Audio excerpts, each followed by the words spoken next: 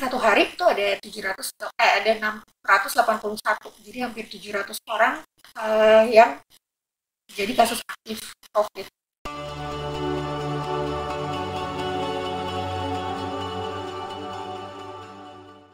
Assalamualaikum warahmatullahi wabarakatuh. Kembali lagi dengan kita di Anak KT Podcast. Saya Dila dan saya Firdi. Kita dari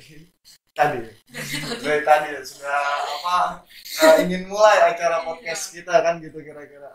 Untuk sebelumnya untuk kepada seluruh masyarakat kita mengingatkan kembali untuk tetap menjaga protokol kesehatan 5M dan untuk tempat ini juga sudah kita sterilisasi dan sudah disemprot disinfektan gitu kira-kira.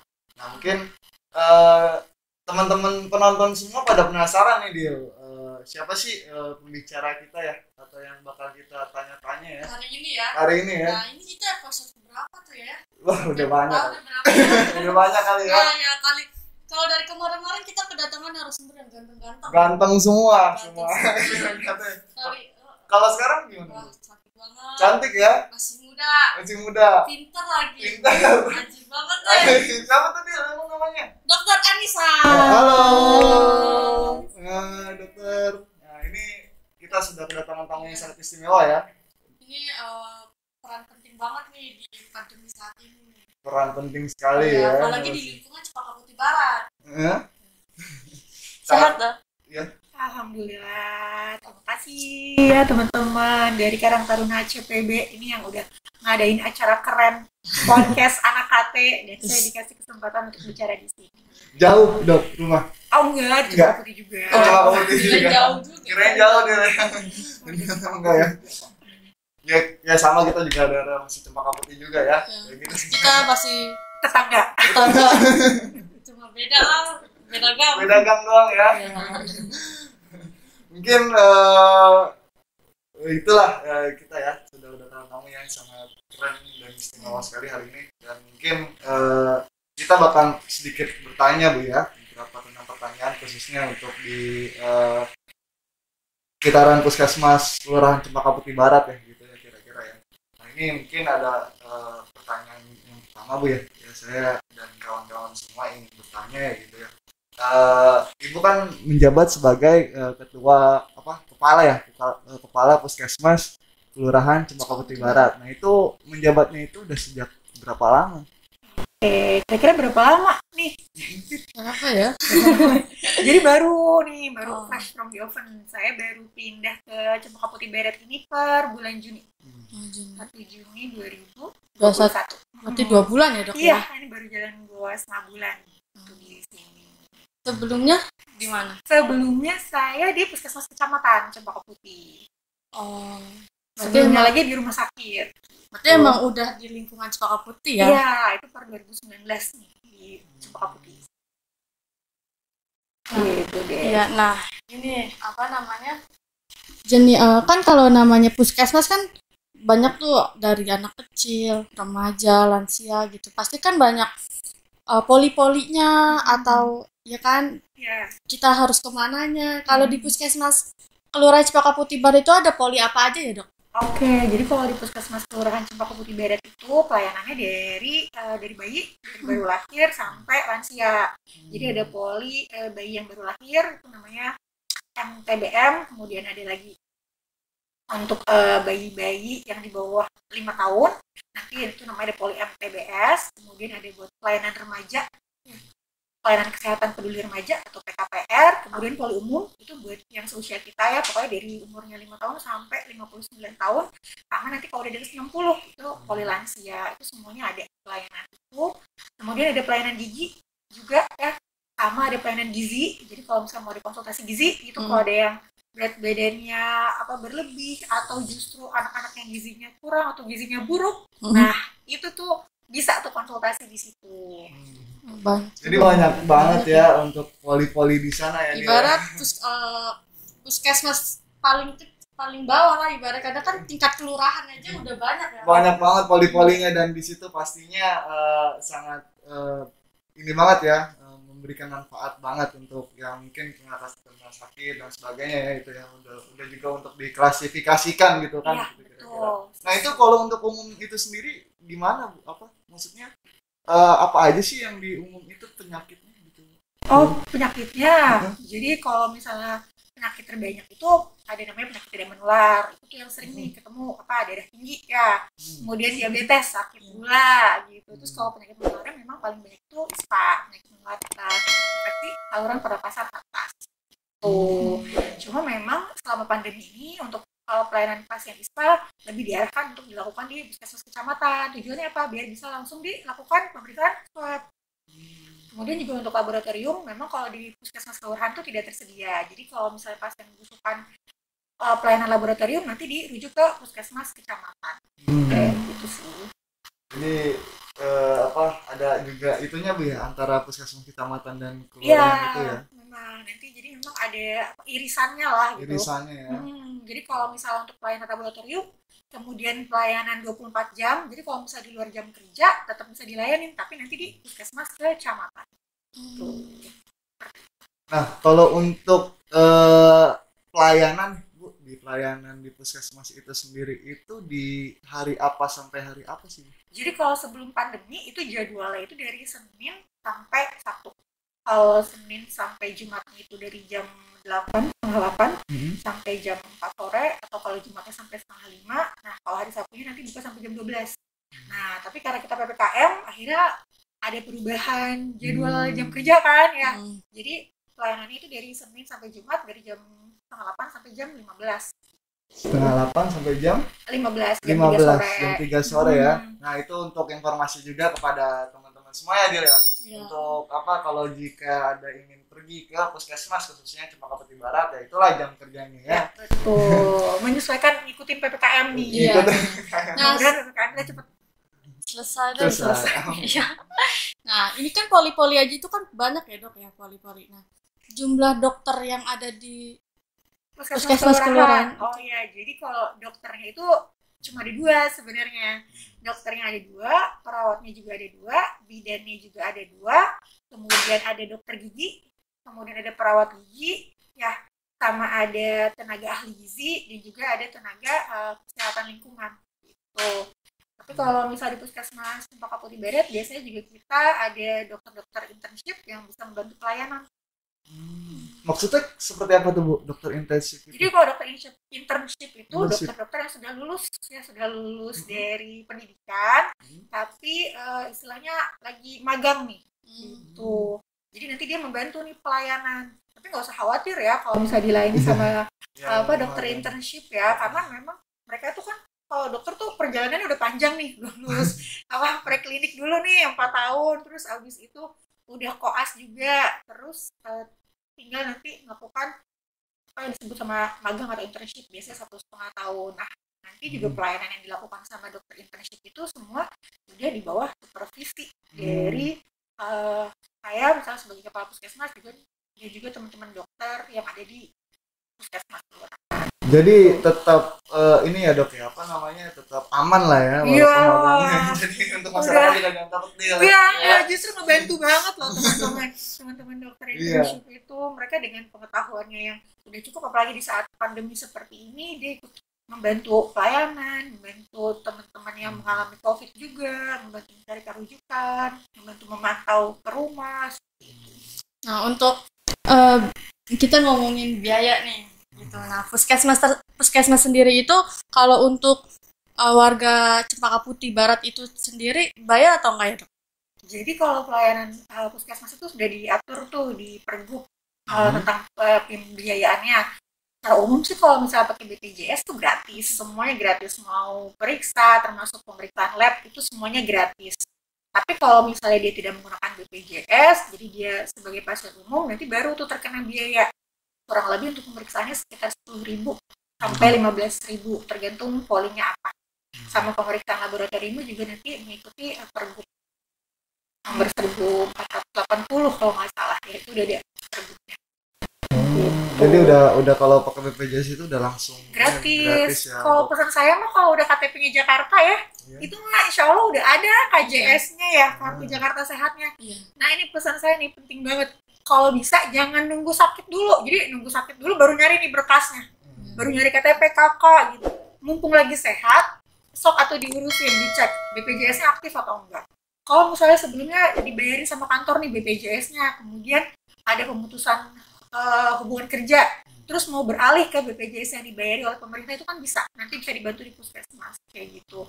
Atau sebelumnya kita bayar pribadi, terus pingin dibantu sama yang dibayarin sama pemerintah, itu juga bisa.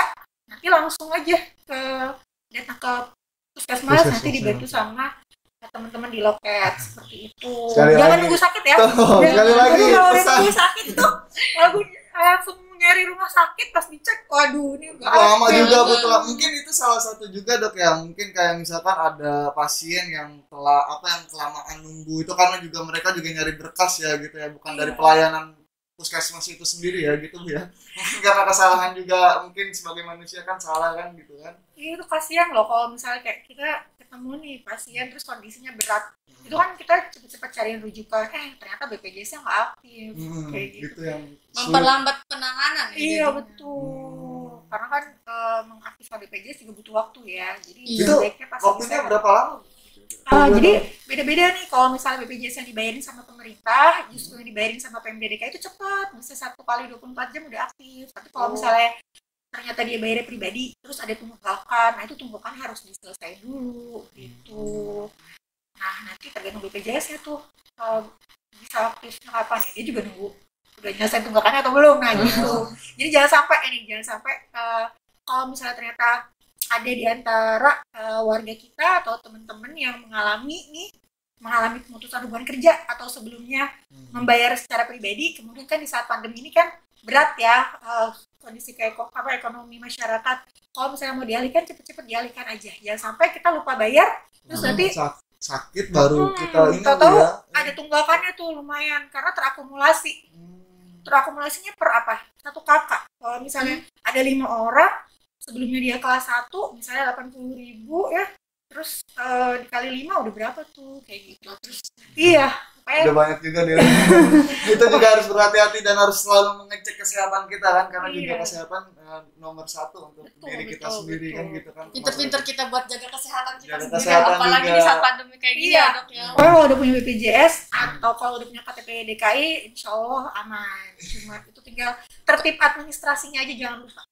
Nah untuk di pelayanan ini sendiri Dok, puskesmas Kelurahan Cempaka Putih Barat itu tadi kan sudah dijelasin nggak ada rawat inap pas lagi pandemi aja Bu. Kalau rawat inap iya, jadi kalau rawat inap tuh kita nggak ada.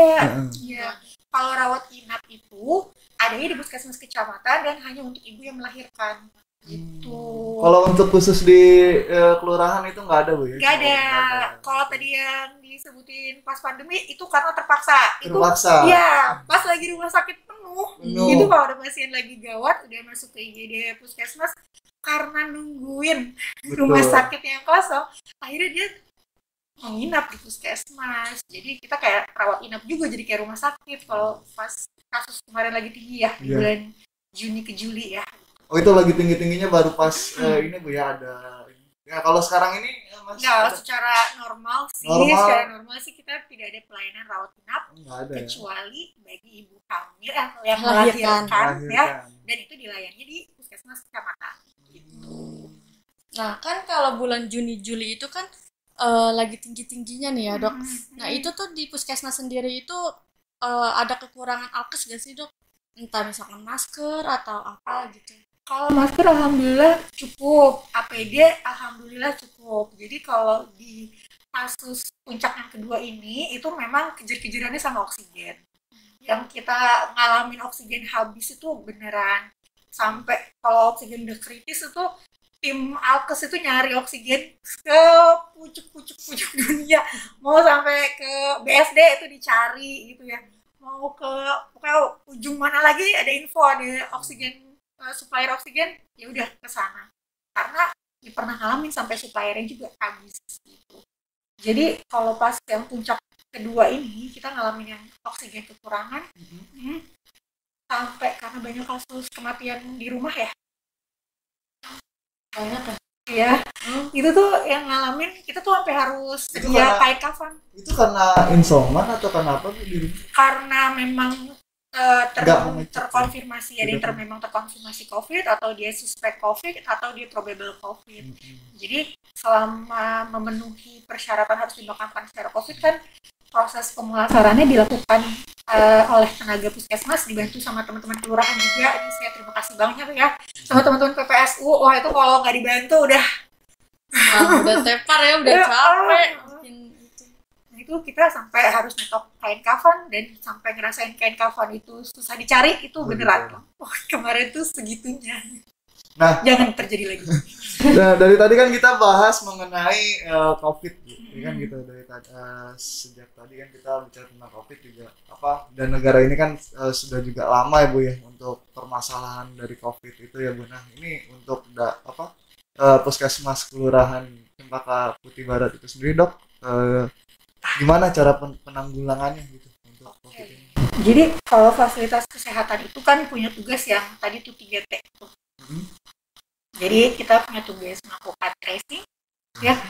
Jadi kita berusaha untuk mencari kasus, kontak erat, kemudian testing, kita menyelenggarakan tes swab ya, PCR dan antigen, sama treatment. Nah, treatmentnya itu kalau misalnya pasiennya ternyata bergejala, pasien membutuhkan perawatan rumah sakit, itu kita yang nyariin. Jadi pasiennya udah pokoknya anteng di rumah, kita tuh yang teleponin rumah sakit satu-satu, kita cariin ada nggak ruangan yang tersedia sesuai dengan kebutuhannya. Apakah membutuhkan ruangan biasa atau ternyata butuhnya sampai ruangan ICU, nanti kita yang kontak ke rumah sakitnya. Itu memang jadi tanggung jawab puskesmas, kita yang nyediain ambulannya. Termasuk kalau misalkan ada hubungan itu antara yang tadinya penuh tuh Nah kalau pas lagi penuh itu langsung itu benar-benar itu benar-benar itu kita teleponin satu-satu, itu semua jawabannya kan penuh. Kita WA belas satu-satu itu jawabannya penuh. Kalau pas lagi kasus kemarin itu Juli itu ya yang sampai IGD penuh itu kita udah usahain cari itu pasien bisa nunggu waiting list 3-4 hari baru dapat ruangan kosong. 3-4 hari Bu. Iya bisa sampai 3 hari. Jadi kalau misalnya kondisinya emergensi, kalau pas lagi kasus tinggi itu kita bilang ibu ini kita tetap usahakan carikan data-data ibu kita masukkan ke waiting list, tapi tetap keluarga harus berusaha mencari sendiri karena kita nggak pernah tahu rezekinya datang dari mana. Karena kita kejar-kejaran sama waktu karena ini nyawa manusia nih. Jadi kadang kalau misalnya kita by phone nih, kita telepon, dia jawabnya penuh dong. Beda kalau misalnya dia datang langsung ke situ, pasti yang datang langsung itu akan lebih cepat ditanganin. Mau nggak mau ya, nggak mau di depan mata soalnya. Iya. Jadi ada perbedaan juga ya Dok ya antara kita pelayanan di telepon itu sama yang langsung ya Dok. Jadi memang idealnya itu proses rujukan itu harus terencana gitu loh. Karena apa? Karena rumah sakitnya juga kalau tiba-tiba didatengin kaget gitu. Karena mereka juga harus nyiapin ruangannya, nyiapin tenaga medisnya, obat-obatannya. Jadi mereka bisa tahu, oh kita siap nih, oh butuh ICU, oke kita siapin. Jadi pasien datang juga udah enak ya. Gitu. Itu yang ideal seperti itu.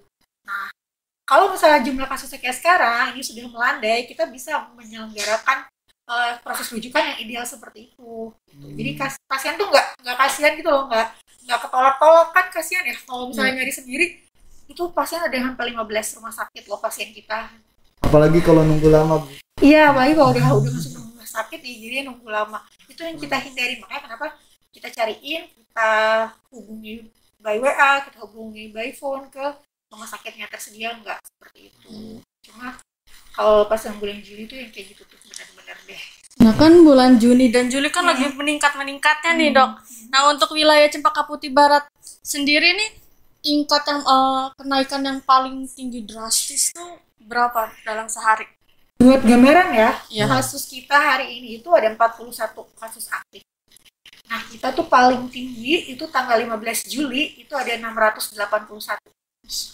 Bayang nggak? Jadi yang kita hadapi di bulan Juli kemarin itu hampir 15 kali lipat dari yang kita hadapi hari ini. Gitu. Jadi kita paling tinggi satu hari itu ada 681. Jadi hampir 700 orang yang jadi kasus aktif COVID. Dan apa yang kelihatan itu selalu kayak fenomena gunung es. Jadi yang kita kelihatan udah kayak banyak nih, Iya. hampir 700, itu aslinya pasti lebih banyak lagi. Bisa sekitar 2 sampai 3 kali lipat, rata-rata sekitar 3 kali lipat. Nah, kalau untuk di Kelurahan Cempaka Putih Barat itu sendiri, kalau kita menganalisa dari grafiknya itu, dari pandemi COVID ini naik atau turun? Udah turun ya. Alhamdulillah. Jadi mulai bisa bernapas. Sudah bisa bernapas ya juga ya. Ternyata juga apa, kalau kita baca-baca ya Dil, ya di media ya, memang dari tenaga medis juga itu ya sangat kelelahan juga untuk mengatasi pandemi ini kan gitu kan. Bukan lagi ya, tapi udah benar-benar lelah ya gitu. Tapi tetap semangat nih para dokter-dokter, para tenaga medis dan sebagainya.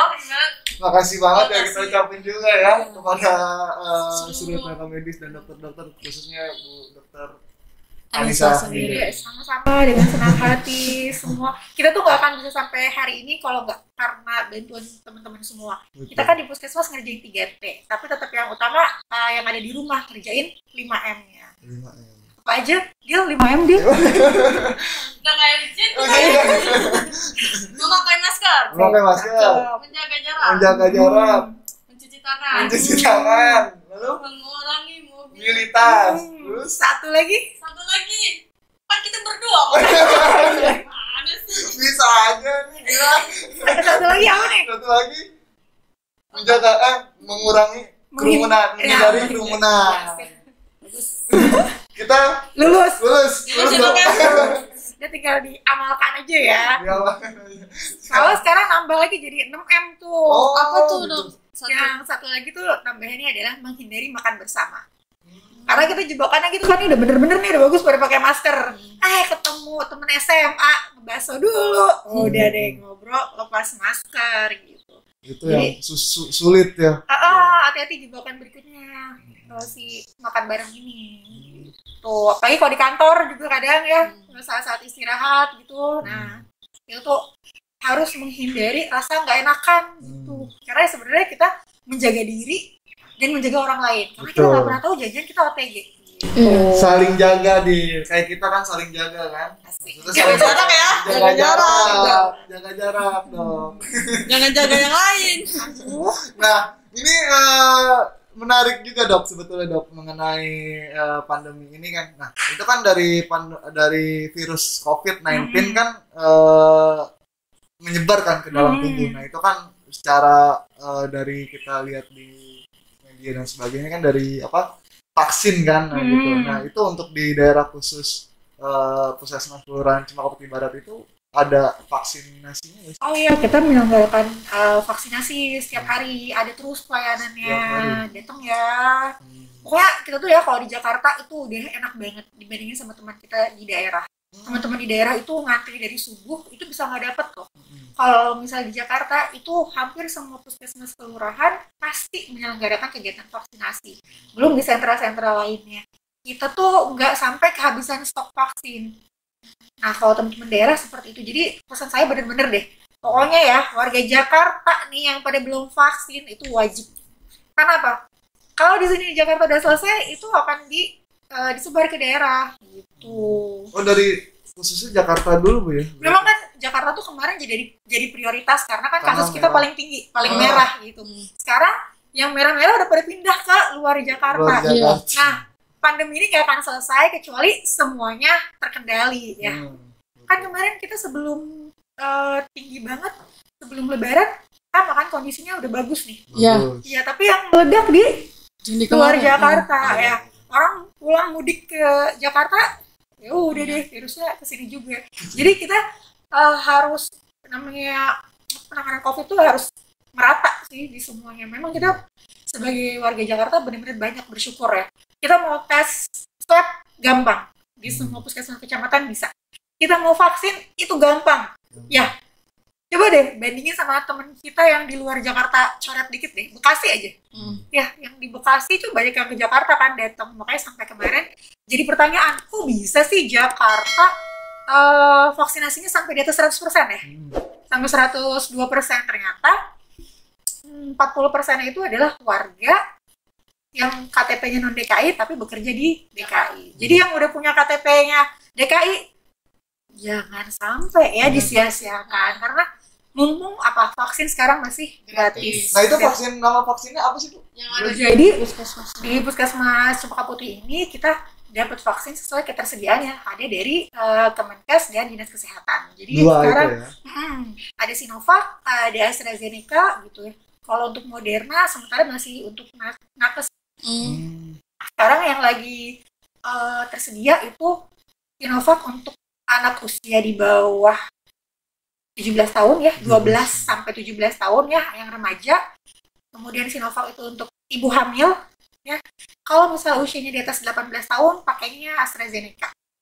Kalau misalnya ada kondisi medis khusus di mana tidak boleh, misalnya tidak boleh pakai Sinovac atau tidak boleh pakai AstraZeneca, itu boleh menggunakan vaksin yang lain dengan rekomendasi dari dokter yang merawat. Jadi misalnya ada riwayat pembekuan darah gitu, dokter nulis tuh nanti harus diberikannya Sinovac atau Moderna gitu, atau justru ada juga nih yang pengen keluar negeri, ada yang mau umroh, ada yang mau sekolah ke Jerman kemarin maunya pakai AstraZeneca gitu biar visanya bisa keluar kayak gitu. Prinsipnya itu nggak boleh pilih-pilih vaksin, Nggak boleh. nggak bisa. Yang terpenting adalah Yang vaksin yang terbaik adalah vaksin yang ada saat itu juga ya. Karena kalau kita tunda-tunda lagi kita nggak dapat kekebalan, kalau keburu kena gimana. Dan ingat, vaksin itu tuh kita rebutannya satu dunia. Ya, seluruh dunia itu sekarang lagi berebutan vaksin gitu. Jadi apa yang ada itu yang terbaik. Gak pilih-pilih vaksin ya. Jadi pemilihan vaksin itu hanya berdasarkan indikasi medis. Nah, untuk vaksin ini ya, Dok, di wilayah Cempaka Putih Barat itu udah berapa orang yang vaksin? Oh ya, kita tuh alhamdulillah sih udah mencapai 60% lah ya. 60%. Dan alhamdulillah ya. Sisanya itu masih ada PR. Jadi target warga Cempaka Putih yang harus divaksin tuh ada 35.000. Nah, yang udah divaksin itu kurang lebih ada 21.000. 21.000. Jadi PR-nya masih ada 14.000 lagi nih yang belum datang vaksin. Itu buat para penonton subscriber juga, penonton juga yang belum vaksin, silakan. Mumpung gratis. Mumpung masih di Jakarta juga. Sebelum ya, jadi ini pemerataan vaksin itu penting banget ya. Tapi memang tadi mumpung Jakarta ini masih dapat prioritas, manfaatin betul-betul. Jangan sampai tidak ada warga yang nggak vaksin nih. Iya, nanti bingung kalau misalnya sentra vaksin yang gede-gede udah pada tutup, nanti bingung lagi ya. Masih gampang. Dokter juga bingung ya gimana ini. Iya nih, ini yang 14.000 gimana? Padahal dokter juga nunggu ya. Iya, ayo datang siap. Pokoknya satu hari di Puskesmas Kelurahan itu kita siap melayani 200 orang. Terus kan kemarin sempat buka juga di SDN 05 ya. Itu kan bisa sampai 500 tuh yang dilayani. Kemudian kemarin juga dibantu sama teman-teman polisi. Wah, saya terima kasih banyak ya sama teman-teman polisi udah bantu vaksinasi keliling itu kurang lebih di 3 tempat. Itu rata-rata satu tempat itu bisa 150 gitu. Nah, sekarang yang vaksinasi keliling dari polisinya udah tutup nih. Jadi difokuskan di puskesmas kelurahan gitu. Nggak berjubel kok, nggak ngantri banget. Jadi kita kan pelayanannya dari jam 8 nih, tapi dari jam 6:30 itu udah boleh ngambil nomor. Kalau yang rumahnya dekat boleh mampir, kalau yang rumahnya agak jauh dikit mau langsung datang, pokoknya sebelum jam 11 itu pendaftaran masih dibuka, itu pasti dilayani. Selagi kuotanya masih ada. Jadi berapa kuotanya? 200 tuh ditekankan lagi 200 peserta ya, dan jam waktunya jam 11 mulai. Jadi pelayanannya mulai dari jam 8, ngambil nomornya mulai dari jam 6:30 sampai jam 11. Nanti pelayanannya sampai selesai, sampai habis. Gitu tuh untuk masyarakat yang belum vaksin. 14.000 tuh kira-kira tuh siapa tuh? Iya, Ayo, udah di puskesmas lagi. Makanya tahu nih gitu. Enggak ramai gitu, cepet pelayanannya mantap lah ya. Cepet sekali. Udah 2 kali lagi. Lulus nih. Udah lulus dia. Sombong, mau divaksin. Ya, jangan mau kalah ya sama Dila ya, teman-teman ya. Jangan mau kalah juga. Jadi PR kita itu ada 14.000 ya. Kalau untuk vaksin yang dosis keduanya kurang lebih ada udah sekitar 11.000 warga 11.000. kita yang sudah divaksin dosis kedua.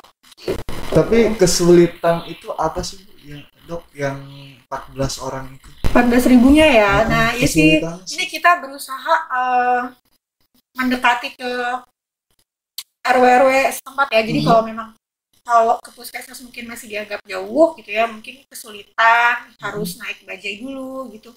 Makanya ada vaksin keliling seperti itu. Atau mungkin masih ada perasaan takut juga sih ya.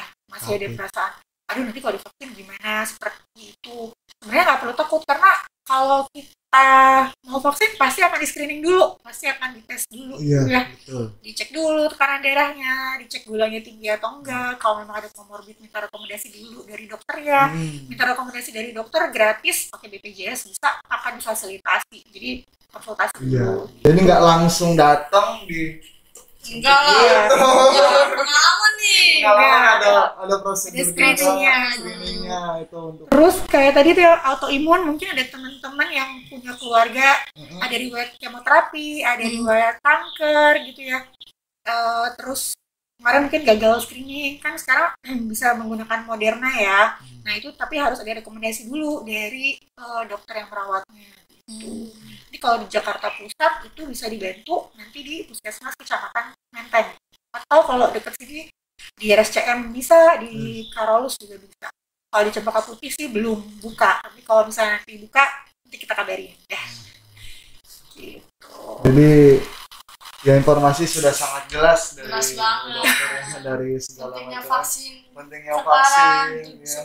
biar cepet-cepet deh, capek juga ya kayak di rumah mulu kayak gitu.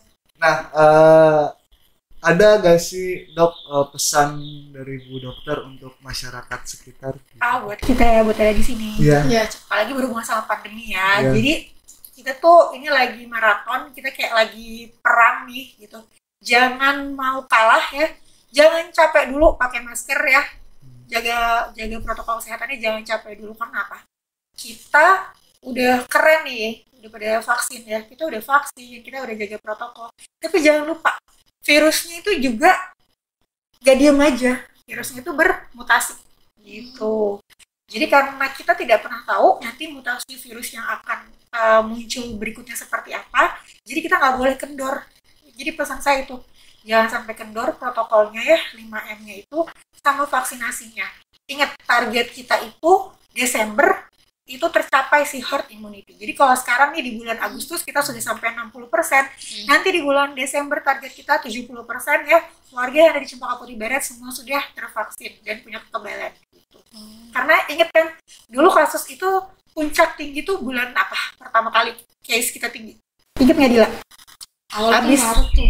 Abis Natal dan Tahun Baru. Januari. Iya, Januari, Februari tahun kemarin nih. Orang habis pada liburan Natal kan. Terus puncak yang kemarin kita tinggi-tingginya banget itu habis pada liburan Lebaran. Nah, nanti yang akan kita hadapi nih Desember itu Natal dan Tahun Baru. Makanya sempat ada wacana booster untuk yang ketiga. Gitu. Untuk Jadi- semua vaksin atau Ya, itu masih wacana gitu. Target yang utama adalah si vaksinasinya tercapai dulu 70%. Ingat, jadi masih panjang nih perjalanan kita. Belum selesai perangnya, harus tetap semangat ya. Biar apa? Biar ini nih anak muda biar cepet sekolah lagi. Bosen nggak? Betul. Sangat bosen banget. Saya nggak sekolah ini. Nah, Bu Dokter. iya ya, anak Nggak kuliah. sekolah.